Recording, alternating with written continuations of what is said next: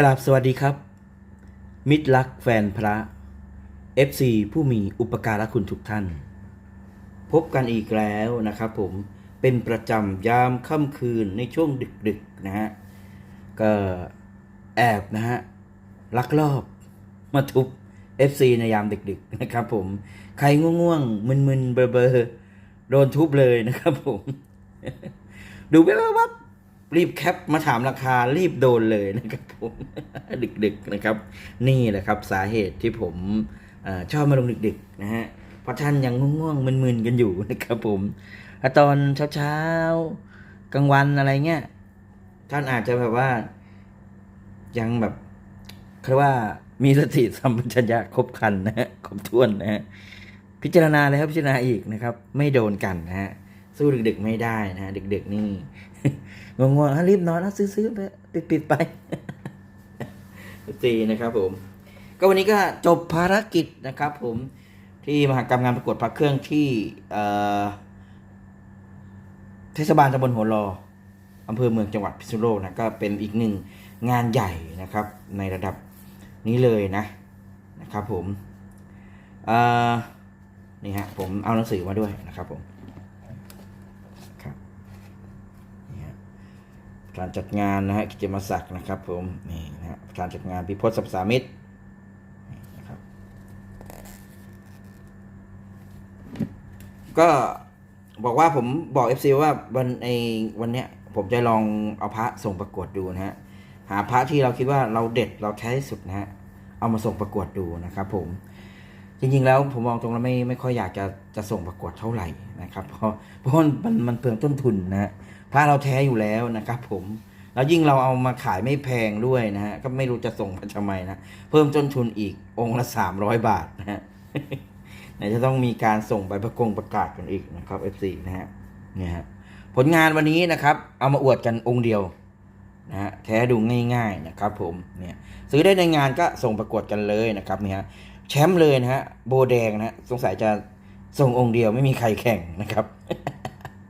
ส่งองค์เดียวนะฮะขอบพระคุณ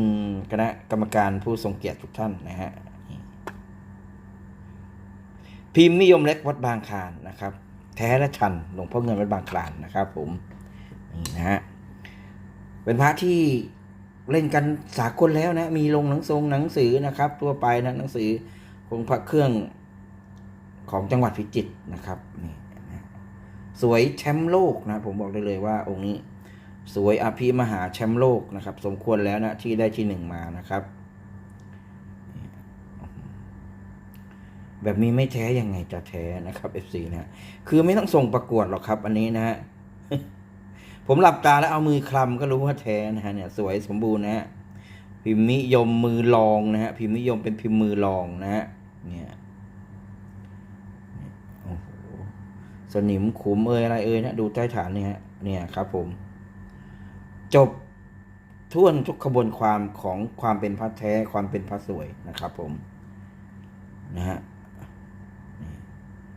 ใครอยากได้นะพระแท้และทันหลวงพ่อเงินนะครับผมแท้และทันหลวงพ่อเงินนะขนาดเล็กกระทัดรัดนะหนัก1 บาทนะครับผมนี่ฮะบางคนเขาเรียกพิมพ์แจกไม่ครัวนะฮะแจกไม่ครัวแล้วทำไมไม่ครัวไม่เอานะฮะทำไมมาอยู่กับผมได้นะครับนี่ไงตลกไปอีกนะยิงไปอีก1 มุกนะ1 เม็ดนะโอ้สวยมากๆเลยนะฮะสวยมากๆการันตีพระแท้รับประกันพระแท้นะฮะสายผมนะฮะมันต้องอย่างนั้นนะแสบมันต้องอย่างนั้นนะเอาให้แน่นๆนะฮะแน่นๆเน้นๆนะครับนี่คุยเส้นเลยนานๆจะส่งพระเข้าประกวดติดโบแดงนะฮะคุยเส้นเลยนี่นะฐานสูงสง่างามนะสวยอย่างนี้นะไม่เปิดดีกว่านะ FC ไม่เปิดราคาแล้วนะเอาไว้ใช้นะฮะยั่วๆนะอยากได้กระซีนะฮะค่าตัวแพงนะครับนี่สินสอดแพงนะ FC นะเนี่ยพิมพ์นิยมสากลมาตรฐานยุคต้นนะราคาไปสภาพนี้ต้องว่ากัน5 ล้าน10 ล้านนะครับผมนะฮะแต่พิมพ์นิยมเล็กนะฮะยุคปลายนะฮะก่อน2462นะครับทันหลวงพ่อเงินปลุกเสกนะครับนี่ เราจะเล่นหากันเท่าไหร่ดีนะครับผมทั่วไปเขาก็เล่นกันหลักพันหลักหมื่นต้นๆนะฮะนั้นผมไปถามสายตรงนะฮะ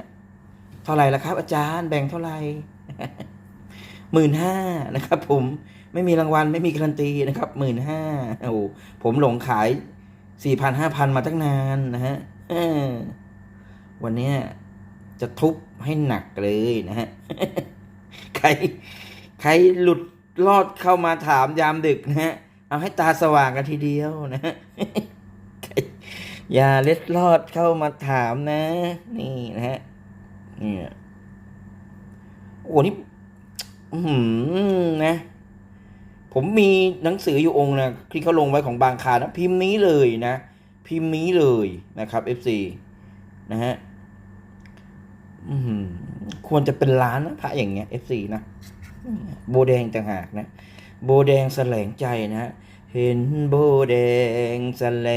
งหัวใจเห็นยามในใจหายยามนั้นโอ้โหนะไม่เสียทรงนะฮะวันนี้นะครับติ๊งต้องไปแล้วแสนพิจิตรนะครับไม่เคยมีพัดติดรางวัลนะถัดมานะครับ FC นี่นะฮะยังอยู่ที่สายผมนะฮะพญาเต่าเรือนหลวงพ่อเงินวัดบางคลานเนื้อสำริดลิดนะนี่ฮะโอ้เก๋เต็มบ้านเต็มเมืองนะฮะเก๋เต็มบ้านเต็มเมืองนะครับผมแต่อันนี้แท้ดูง่ายนะครับผมเพราะนั้นราคาต้องไม่ถูกนะฮะเนี่ยตัวเล็กๆขายกันหลักพันหลักหมื่นบางคนหลักแสนนะฮะนี่ตัวใหญ่ขนาดนี้นะชัดเจนขนาดนี้นะนี่คือเต่าเลยนะฮะก็เรียกเต่าหลวงพ่อเงินวัดบางคลานนะฮะพญาเต่าเรือนนะฮะเต่าเรือนเต่าบ้านนี่แหละจริงๆนี่แหละนะครับผมเนี่ยพิมพ์พระพุทธนะเรียกพิมพ์พระพุทธนะครับแล้วก็มีพิมพ์หลวงพ่อเงินก็จะมีหลวงพ่อเงินนั่งตรงกลางนี้นะครับผมนี่นะยุคต้นนะฮะก็มียุคสร้างยุคหลังบ้างทั้งเก๊ทั้งแท้นะครับผมแต่อย่างเงี้ยปฏิเสธไม่ได้ว่าเป็นยุคต้นนะครับทันหลวงพ่อเงินวัดบางคลานเสกแน่นอน1,000,000%นะดูศิลปะนะครับศิลปะดูยันดูอะไรต่างๆนะมีฝีมือนะไม่ใช่ธรรมดานะต้องช่างหลวงนะครับต้องช่างหลวงนะครับแบบนี้นะโมไปเรื่อยแสบโมไปเรื่อยนะเอาจริงๆนะจริงๆนะครับดูศิลปะดิครับการที่จะปั้นออกแบบอะไรอย่างนี้นะครับนี่ฮะได้มาจากพิษณุโลกนะแผงชาวบ้านเลยเนี่ยดูโลหะนะดูดิครับโลหะที่เปิดข้างในเขียวปัดเลยนะครับผมแล้วผิวอย่างนี้นะฮะเนี่ยถ้าเราเห็นพระราชการอย่างนี้นะเราก็ต้องบอกว่าแท้ดูง่ายนะเนื้อสำริดนะครับรอด้วยสำริดนะครับนี่นะฮะอันนี้ต้องว่ากันหลักหมื่นนะฮะ FC นะฮะหายากนะฮะดูที่เนื้อหาพิมพ์ทรงและลวดลายยันนะครับผมนี่ฮะเอาไว้บูชานะครับอยู่ร่มเย็นเป็นสุขโชคลาภนะฮะโชคลาภนะฮะแล้วก็ไร้โรคไร้ภัยนะเขาบอกว่าพญาเต่าเรือนเนี่ยคือสัญลักษณ์ของความร่มเย็นเป็นสุขนะฮะความร่มเย็นเป็นสุขนะครับแล้วก็ไม่มีโรคไม่มีภัยนะอายุยืนนะครับนี่ฮะเหมาะที่จะมอบให้กับผู้หลักผู้ใหญ่วัยเกษียณนะฮะเนี่ยโอ้โหดูง่ายสุดๆเลย FC นะแท้ดูง่ายนะฮะนี่องค์ถัดมานะครับโอ้โหนี่แบ่งพี่ลุงอุทัยมานะฮะแกโชว์ด้วยนะจุดไฟเนี่ยแสบดูนี่พี่จะบอกอะไรให้นะเอาไฟฉายส่องปั๊บตรงนี้ปุ๊บโอ้โหแสงขึ้นเลยนะผมก็ไม่ได้ซื้อไฟฉายมาอีกนะ FC ลืมนะฮะเนี่ยหินจุยเจียนะครับผมคาบกรุแบบอย่างนี้เลยนะครับ FC นะเนี่ยคือถ้าเอาไฟส่องนะไฟฉายส่องนะเขาจะขึ้นแบบสีสวยมากนะฮะสีน้ำเงินสวยเลยนะครับ FC นะผมลืมนะฮะผมลืมไปหาไฟตรงไหนดีเนี่ยเดี๋ยวนะไปฉายโทรศัพท์ได้เปล่านะฮะแป๊บนึงนะครับ FC นะฮะ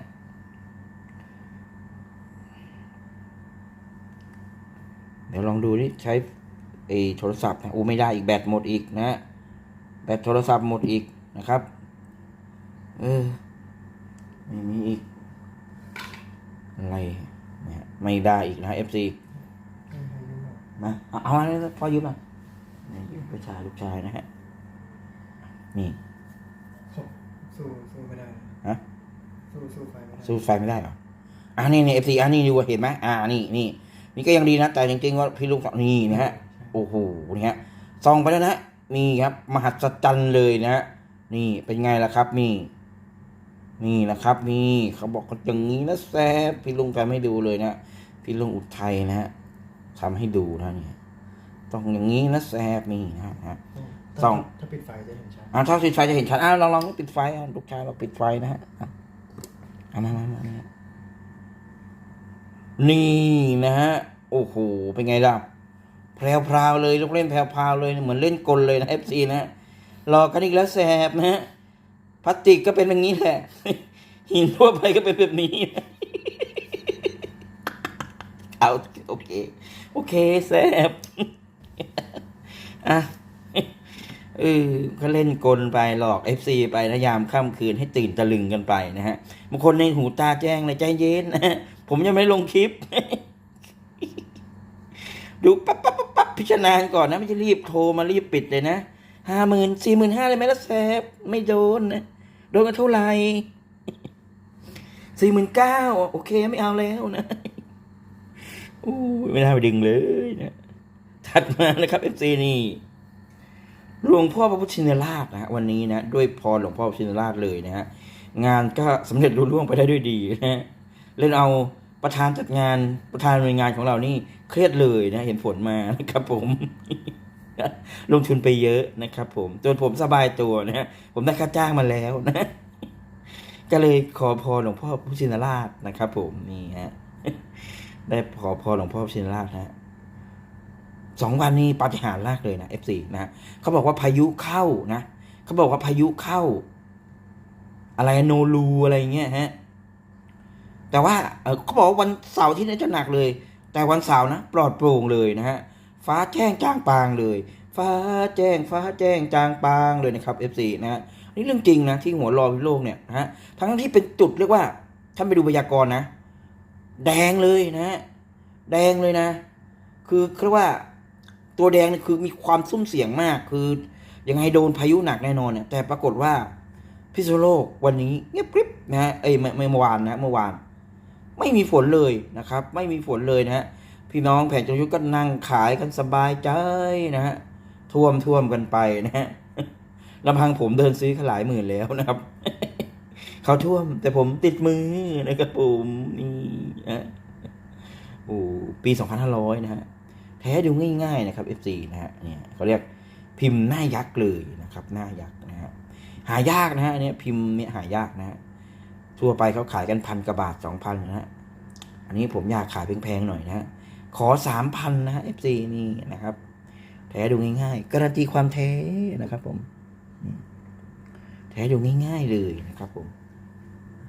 ส่วนวันอาทิตย์วันนี้ก็ตกพำๆเฉพาะตอนเช้านะหลังจากนั้นพอได้เวลาส่งพระประกวดนะเงียบกิ๊บเลยไม่มีฝนนะก็มีละอองนั่นมาหน่อยๆนะพอโปรยปลายให้ได้แบบชื่นใจกันนะฮะ FC วันนี้ใครที่ไปอยู่หัวรอเนี่ยรู้ดีนะว่าได้เจอ FC เยอะแยะนะครับ FC มากเลยนะเพียบเลยเอาพระไปส่งกันนะฮะก็ดีใจแล้วเห็นผมคนนี้ก็ผมเป็นประธานจัดงานนะก็หวัดดีผมกันใหญ่เลยนะแซ่บจัดเลยครับ ผมก็ยืดเลยผมจัดเอง เท่เลยนะครั้นี้ก็ผมเป็นประธานนะผมโปรโมทงานอยู่คนเดียวนะที่ไหนได้นะฮะ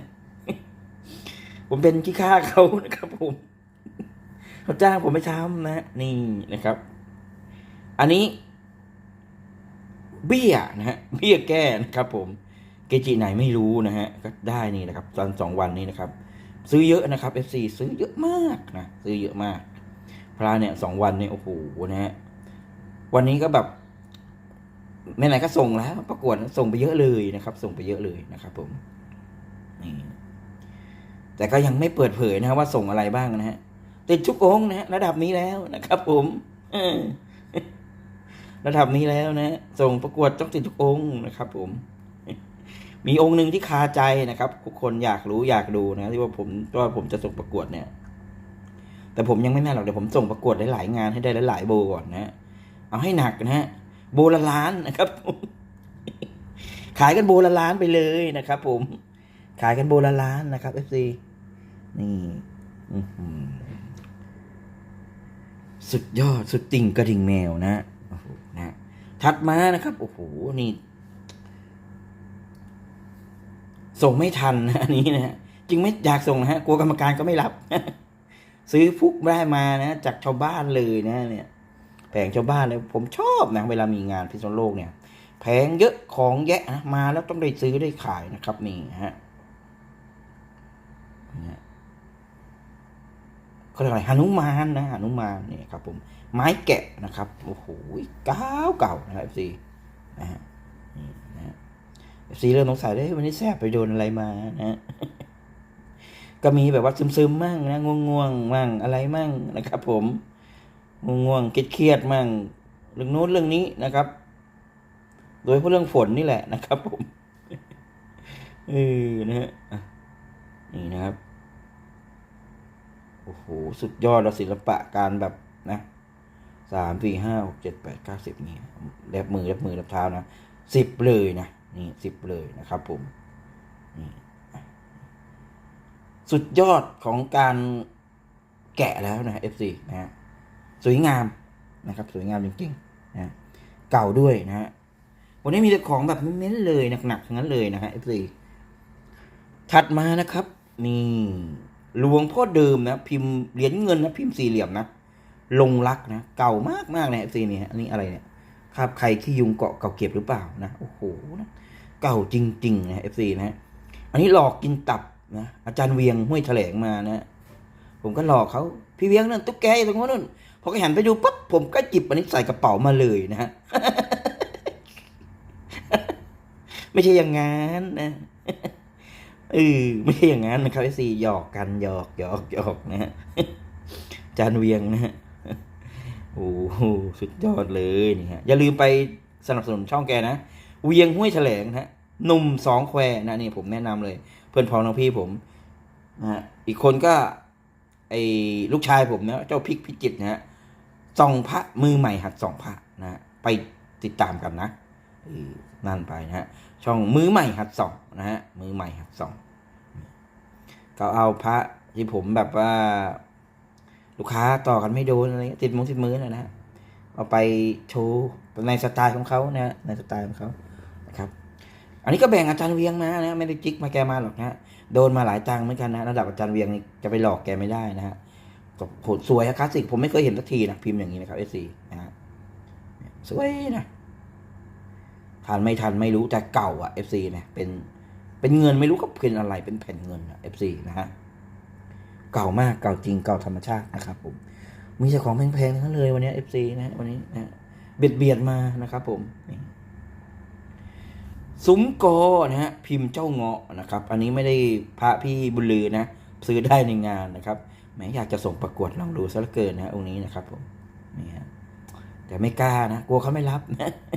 กลัวเขียออกนะแซบดูง่ายเลยนะตกใจหมดทุกคนไปแล้ว ลูกชายผมไม่แอบอยู่ข้างหลังนะฮะอย่าลืมไปติดตามช่องเขานะ มาโปรโมทนะบอกไว้ตัวเสียเดี๋ยวต้นพิเศษนะนี่ฮะพิมพ์เจ้าเงาะนะครับผมพิมพ์เจ้าเงาะนะครับสวยงามมากนะฮะสุดยอดเลยนะครับ F4 นะฮะซื้อมาแรงเลยเบียดเลยนะเนี่ยซื้อมาเบียดเลยนะครับเขาเรียกกันเป็นล้านนะเรียกเป็นล้าน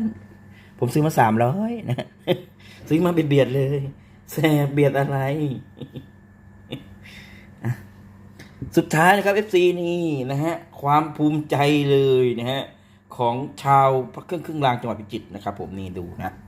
FC ดูนะตำราเดียวกันนี้นะฮะยันนะครับจานทะลุมาแบบนี้เลยนี่นะเป็นยังไงล่ะนี่ครับหลวงพ่อโพวังหมาเน่านะครับหลวงพ่อโพวังหมาเน่านะครับนี่ฮะตามตำราเป๊ะเลยนะครับผมบางคนเขาเอาไปตีเป็นเพราะเงินกันนะฮะแต่ว่าผมขายเป็นหลวงพ่อโพนะฮะเพราะว่าดูแล้วเข้าตำราหลวงพ่อโพมากกว่านะครับผม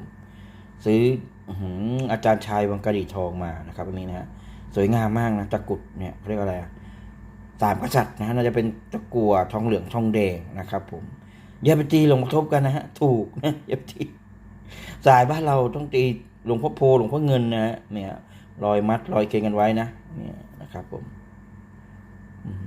สุดๆไปเลยนะอันนี้เป็นรอยตัดนะเนี่ยเขาตัดยังไงเขาตัดแบ่งกันเพราะตะกรุดหลวงพ่อโพเขาจะยาวนะอาจจะยาวกว่านี้อาจจะ7 นิ้วก็ได้ไม่มีใครรู้นะแต่อันนี้นะ1 2 3 4เนี่ยก็อาจจะยาว7 นิ้วตัดแบ่งกันก็ได้นะลูกมี2 คนนะเนี่ยเล่านิทานเลยนะครับผมเนี่ยเล่านิทานเลยนะแท้ดูง่ายนะและซื้อมาแพงด้วยนะครับผมนี่ฮะยันนี่แบบเห็นชัดเจนเลยยันเนี่ยนะครับผมเนี่ยเขียนเนี่ยเก่าสักขนาดนี้นะครับผมไม่แท้ก็ไม่รู้จะว่ายังไงแล้วนะครับผมเนี่ยผมขายเป็นตะกรุดหลวงพ่อโพวังหมาเน่านะฮะรับประกันตะกรุดแท้นะฮะและการันตีว่าเป็นสายพิจิตรแน่นอนนะฮะเพราะได้มาจากพิจิตรนะครับแต่ไม่การันตีว่าจะเป็นหลวงพ่อโพหรือหลวงพ่อเงินนะแต่ผมว่าน่าจะ2 เกจินี้แหละนะครับผมนะฮะสุดๆไปเลยนะครับ FC นะฮะสุดๆไปเลยเสียเวลาทำไมนะฮะโอ้โหร้องเพลงแต่ละเพลงนะฮะโอ้โหยุค90ทั้งนั้นเลยนะฮะวัยรุ่นยุค90นะครับผมบางทีก็มีหลุดไป80เหมือนกันนะครับสุดยอดไหมครับ FC วันนี้นะฮะขอเสียงปรบมือหน่อยนะฮะทำอย่างกับไลฟ์สดนะทำคลิปนะครับผม ก็คิดถึง FC ทุกท่านนะหยุดไม่ได้นะครับแย่นะเนี่ย เหนื่อยแต่แบบคิดถึง FC นะฮะแล้วด้วยความงกด้วยนะฮะหยุดไปก็ไม่ได้ตังค์นะครับผมสู้มานั่งทำคลิปนะ20-30 นาทีนะฮะหลอกลวง FC นะฮะหลอกล่อนะครับผมหลอกลวงกันยามดึกนะครับผมอย่างนั้นอย่างนี้นะฮะเดี๋ยว FC ก็โอนตังค์มาให้ นะครับผมดีนะครับผมนี่นะฮะความภูมิใจเลยนะครับเนี่ยนี่นี่เป็นไงฮะนี่บางคารชัดๆเนี่ย FC ผมเปิด1 ล้านบาทองค์นี้นะครับ FC 1 ล้านบาทนี่นะครับผมเนี่ยโบแดงด้วยแถลงใจเลยเนี่ย FC นะครับผม นะฮะหากท่านชอบคลิปนี้นะครับก็อย่าลืมนะครับผมกดติดตามกดไลค์กดแชร์เป็นกำลังใจให้ผมด้วยนะและอย่ามาด่ากันนะครับ FC นะฮะผมก็ขำๆไปนะคำพูดคำจาใดที่เป็นการทำให้ท่านรู้สึกหมั่นไส้ไม่พอใจก็ต้องกราบขออภัยไว้ณที่นี้นะฮะเพราะนี่มันคือสไตล์นะฮะนานๆทีผมจะมาแบบกิ้วก้าวอย่างนี้สักทีนึงฮะ อาจจะวันเว้นวัน บางทีก็วันเว้นวันนะ FC นะกิ้วก้าวจังเลยนะฮะกราบขอบพระคุณสำหรับการติดตามการซัพพอร์ตทุกอย่างเลยนะครับผมดูแลกันเป็นอย่างดีนะฮะทั้งช่วยปั่นยอดวิวนะฮะทั้งช่วยสนับสนุนนะฮะบูชาวัตถุมงคลที่ผมหามานะฮะให้ FC นะครับได้ดูกันนะครับผมนะฮะพบกันใหม่คลิปหน้าคลิปนี้ต้องเดี๋ยวลืมบอกเบอร์โทรอีกแล้วนะสนใจเบอร์เครื่องรางก็โทรมาได้นะครับที่เบอร์0618987342นะครับ0618987342นะครับพบกันใหม่คลิปหน้าคลิปนี้ต้องขอกราบลา FC ทุกท่านไปก่อนนะครับผมสวัสดีครับ